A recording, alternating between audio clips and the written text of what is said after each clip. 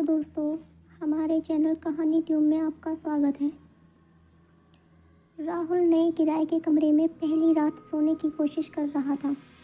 कमरा छोटा था, बिस्तर दीवार से सटा हुआ, नीचे ज़मीन पर अंधेरा, लाइट बंद, फ़ोन साइड में। रात के 3 बजे थे। उसे महसूस हुआ बिस्तर के नीचे से हवा आई है, ठंडी, गीली, जैसे किसी ने मुंह से फूंक मारी हो।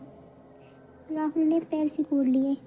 उसने सोचा मेरा वहम है, लेकिन फिर सांस लेने की आवाज़ आई, बहुत धीमी, बहुत करीब। वो सांस नाक से नहीं आ रही थी, वो गले से निकल रही थी, जैसे कोई गलत तरीके से सांस लेना सीख रहा हो। राहुल की पीठ पसीने से भीग गई। उसने नीचे नहीं देखा, क्योंकि उसे याद आया बचपन में दादी ने कहा था, अगर बिस्तर के नीचे कोई सांस ले रहा हो तो जब तक देखोगे नहीं वो सिर्फ नीचे रहेगा। कुछ देर बाद सांस रुक गई। कमरे में सन्नाटा। राहुल को लगा शायद सब ठीक है।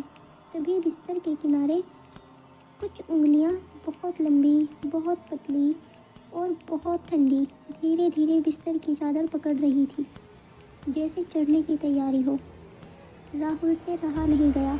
उसने नीचे देखने का फैसला किया। बस एक नज़र। फ़ोन की टॉर्च ऑन की, रोशनी नीचे गई और उसी पल उसकी सांस अटक गई। बिस्तर के नीचे कोई पूरा शरीर नहीं था, सिर्फ सिर, 2 कंधे और बहुत लंबी बाहें।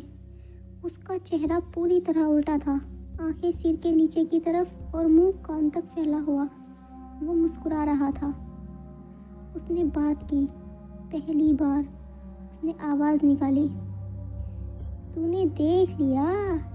आवाज़ एक नहीं थी, जैसे कई लोग एक ही मुंह से बोल रहे हों। अब मैं ऊपर आ सकता हूँ। राहुल का दिमाग काम नहीं कर रहा था, लेकिन कहीं से उसे एक बात याद आई, अगर वो पूछे तो जवाब मत देना, क्योंकि जवाब इजाज़त होती है। राहुल ने मुंह बंद रखा, लेकिन उसकी सांस तेज हो गई और उस चीज़ ने सुन लिया। बिस्तर हिलने लगा। बिस्तर धीरे धीरे हिल रहा था। वो अब नीचे नहीं रहा, वो चढ़ रहा था। राहुल को उसकी गर्दन के पास ठंडी हवा महसूस हुई और फिर कान के बिल्कुल पास आवाज़ आई, मैं बहुत समय से नीचे था, अब तुम्हारी बारी है। सुबह मकान मालिक आया। कमरे का दरवाज़ा अंदर से बंद था।